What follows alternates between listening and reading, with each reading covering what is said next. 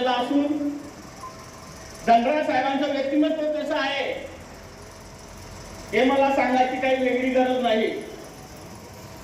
धनराज साहेब म्हणजे आपले कुटुंब प्रमुख, धनराज साहेब म्हणजे आपले पालक आणि प्रत्येक आजारावरचं औषध म्हणजे धनराज आहे.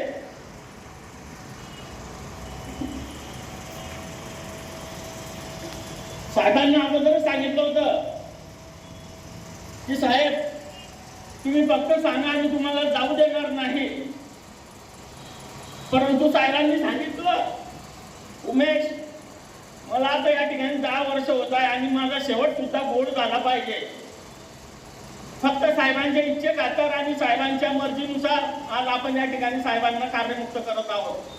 घरातल्या वातावरणामध्ये आपण आपल्या पद्धतीने चांगल्या पद्धतीने असतो, परंतु प्रत्येक कर्मचाऱ्याच्या लाळ जुळलेले एक असं व्यक्तिमत्व आज बढतीच्या निमित्ताने तो होईना आज या जामनेर जाते.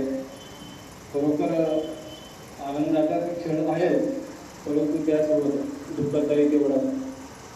आमच्या साहेबांविषयी बोलण्यासाठी म्हणजे त्यांच्याविषयी बोलायचं तर खूप काही आहे, परंतु इतरही लोक आहेत त्यांना सुद्धा बोलायचे आहे.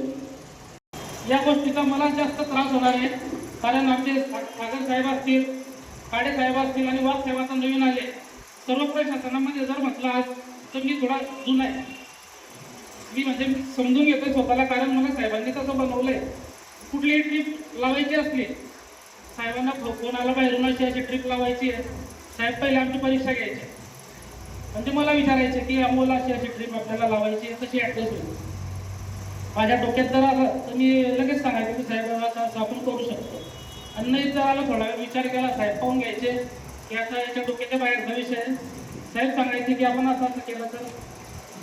म्हणजे हा 160 खेड्यांचा तालुका आहे आणि या तालुक्यात प्रत्येक खेड्यावर आपली बस जाते आणि ती बस पोहोचवण्याचं काम जे केलंय ते आपल्या साहेबांनी केलंय. या तालुक्यात ते जरी फिरले नसतील तरी मॅपच्या माध्यमातून त्यांनी या तालुक्याचा पूर्ण अभ्यास केलेला आहे. कुठल्या ठिकाणी आपण कोणती गाडी वळवू शकतो, पूर्ण तालुक्यात आपल्या साहेबांनी गाड्या फिरवल्या आहेत. त्याबद्दल नेहमीच वरिष्ठ आपल्या जामनेरातले पुढारी असतील ते साहेबांचा सत्कार वेळोवेळी करत असतात. कानाकोपऱ्यामध्ये साहेबांनी रुजवलं. मागच्या 1-2 महिन्यापूर्वी साहेबांचा मुख्यमंत्र्यांच्या हस्ते मुंबईत सत्कार झाला. त्यामुळे आपल्या जामनेर जळगाव विभागाचे सुद्धा नाव मोठे झाले. साहेबांच्या बाबतीमध्ये बोलायचं झालं तर एक शिस्तप्रिय अधिकारी आणि एक त्यांच्यामध्ये गुण असलेले प्रेमळ व्यक्तिमत्व, या गुणांचा संगम असलेले एक आपला अष्टपैलू. मी पॅरेंटरने आणलेले पॅरेंटरांना तुम्ही काम केलं, तुम्ही कष्ट केले, त्याचं फळ मी जामनेर आगाराचं नाव लपीत झाला. माझे लोक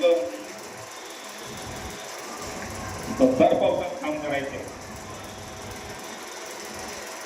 वाईट वाटायचं.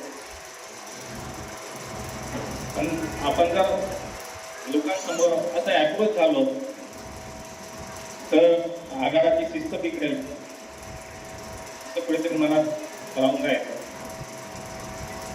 त्याच्यामुळे वावरताना